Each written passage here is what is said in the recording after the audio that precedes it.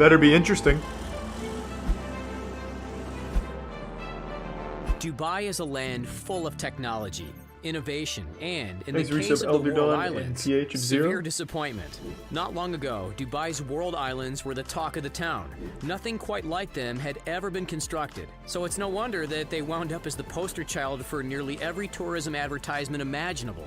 But after the city funneled a staggering $14 billion into their development, the iconic landmark sat forgotten and abandoned, Aw. slowly being overrun by Mother Nature. So what happened? Where did it all go wrong? And is there Seems any like a hope cool left for idea. this Dubai icon? Let's find out.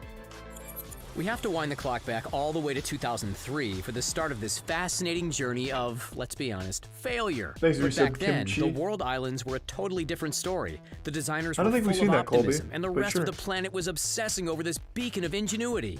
Here was the initial plan. The artificial archipelago, made up of 300 islands, was going to be built 2 miles off the coast of the mainland. It was going to be a typical residential neighborhood, though the World Islands were intended to be an exclusive offshore playground for the elite of the elite. We're talking That's a local cool and international idea. film stars, royalty, business tycoons, and celebrities from near and far. 50 invitations were sent out every year detailing the exclusive opportunity to own the world. Well, that sounds like if a you were scam. swimming in cash, wouldn't you jump at the chance?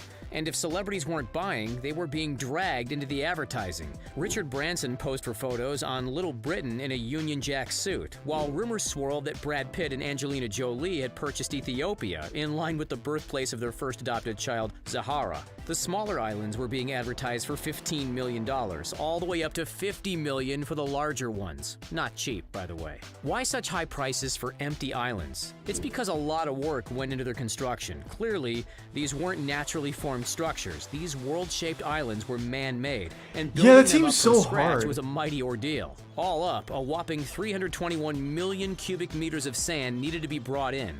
Just to put that in perspective, imagine Yankee Stadium filled from bottom to top with sand. Now multiply that by about 150, and there's your visual. Impressive, Thanks, Resub right? John. That doesn't even include the 34 billion tons of large rocks either. The sand was distributed across Finally, 300 something to do islands with all over the that course of sand, 5 though. years, with one We have for too much almost every sand on the country planet. in the world, ranging in size from Just 5 put all the to 20 sand here, I acres, guess. and with Good up to solution. 330 feet of water separating each island. The total area encompassed just over 20 square miles of land. Okay, let's talk about money. Ready for this? All things considered, this wasted project cost the city of Dubai a tear-jerking $14 billion. If instead of building the World Islands, the city put their money toward other avenues, the opportunities would have been endless, and Dubai could have been even further propelled into the global spotlight.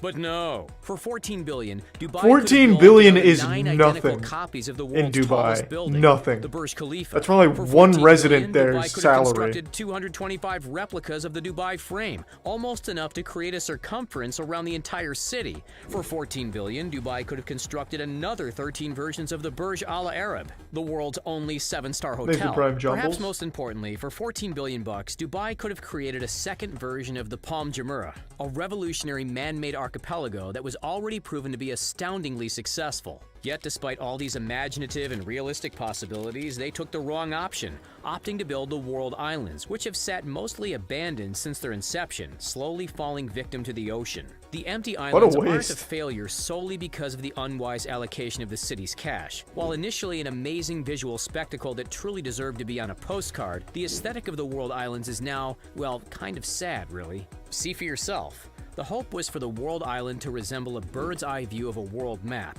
However, in reality, and to the disappointment of the city and the structure's developers, the archipelago turned out to be only vaguely recognizable at best. We're Central America, practically non-existent.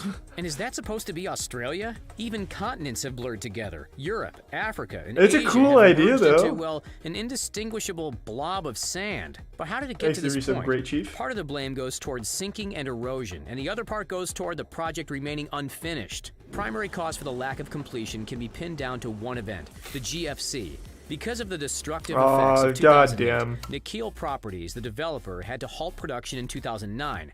By then, amazingly, 60% of the islands had already been sold to private companies and investors. But after that point, Mother Nature started to take over, and the islands began to lose their well-defined borders. While the GFC was indeed the catalyst for failure, it wasn't alone. The islands had also no access to electricity, which, given its intention to house properties, was a huge issue. There was a plan in place to install electric cables under the Persian Gulf. However, it was never carried out. Then we've got another important reason for their struggle, the dilemma of choice. Dubai already has another incredibly successful man-made archipelago, the $12 million Palm Tree, officially known as Palm Jumeirah. This structure welcomed its first residents in 2007, before the world islands hit their roadblock.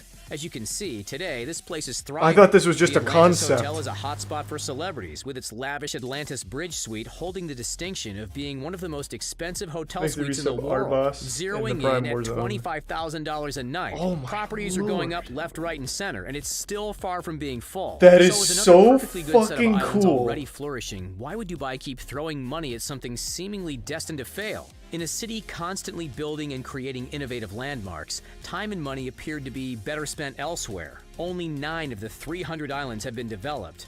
These ones, Lebanon Island, Pete's Island, and 6 islands making up the so-called Heart of Europe resort, and Michael Schumacher Island, yep, named after the Formula One driver. As for Africa, Asia, Australia, and South America, well, they're still just piles of sand slowly drifting away.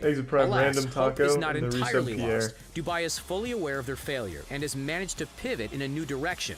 Now, the focus has turned almost exclusively to one section of the world map, the Heart of Europe. Here's the new plan.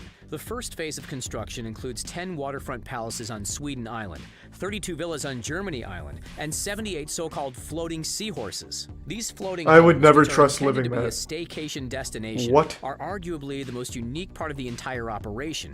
They allow visitors to marvel at marine life from their underwater bedrooms and bathrooms. Pretty cool, hey? Phase 2 of the Heart of Europe features a pair of holiday resorts inspired by the colors and lifestyles of Portofino in Italy and the Côte d'Azur in France. Even though the city is making a clear and conscious effort to salvage the monumental stuff up, it's fair to say that the rest of the planet and Dubai itself has almost forgotten about the world islands, to the relief of the developer. Why? Because Dubai's constant innovations are eclipsing the long-forgotten failure. These days, the first thing that comes to mind is the Burj Khalifa. In a few years, that too could change, with a number of revolutionary projects already underway. Before too long, we'll see Dubai unveil the world's first So do people actually live in Dubai or just like vacation $1.2 billion there? fully rotating skyscraper that will soar 80 It seems like all for stories and vacationing. 1,400 feet into the air.